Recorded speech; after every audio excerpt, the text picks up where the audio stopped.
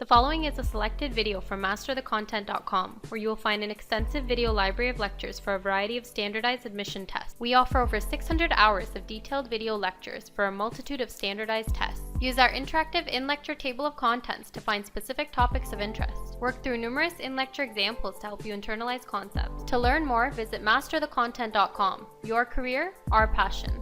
How can we actually determine if the ionic compound will actually precipitate or not, right? Well, what we can do is we can use something called the ion product. And what the ion product is actually it's just the reaction quotient. However, for equilibrium equations, you can't place solids in the equilibrium equation, so they call it the ion product. And let's just begin here with reading some definitions. Ion product is the reaction quotient in solubility for solubility reaction, what we just talked about. Okay, great. One other definition that I also want to make you familiar with, or just remind you of, and it will help you as you're doing these precipitation problems, is what is a saturated solution? Well, it's just a solution. Solution contains the maximum possible amount of dissolved solute. So just keep that in mind. Now let's take a look here at the reaction of calcium oxalate, right? Calcium oxalate, the dissolution of calcium oxalate will give you calcium and the oxalate ions. Now, going to the right, you have the dissolution of it, but going to the left, you have the precipitate of the calcium oxalate.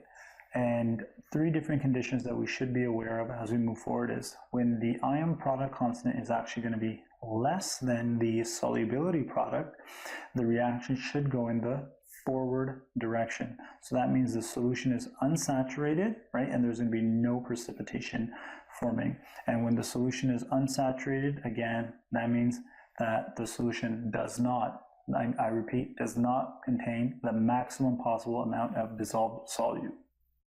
Now, when the ion product is equal to our solubility product, the reaction mixture will be at equilibrium and the solution will be saturated. And lastly, when the ion product is actually larger than the solubility product constant, the reaction should go in the reverse direction, so in this direction, right?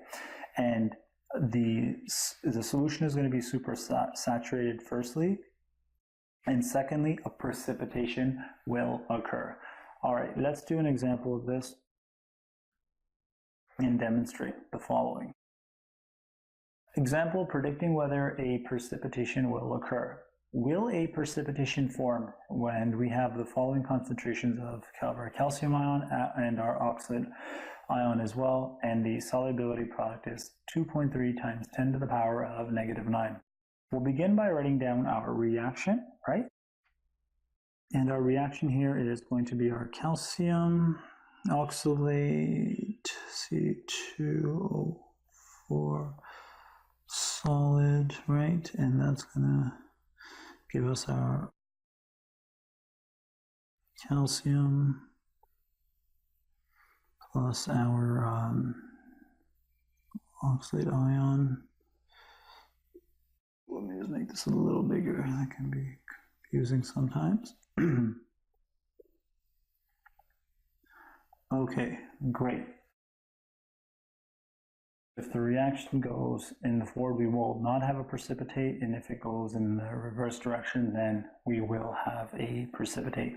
Okay, we'll begin here with our solubility constant, which is going to be, let's actually begin here with our ion product constant, right?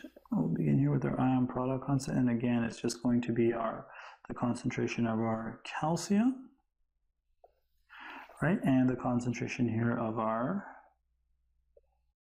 oxalate. Okay. And those concentrations are, well, they're given to us, right?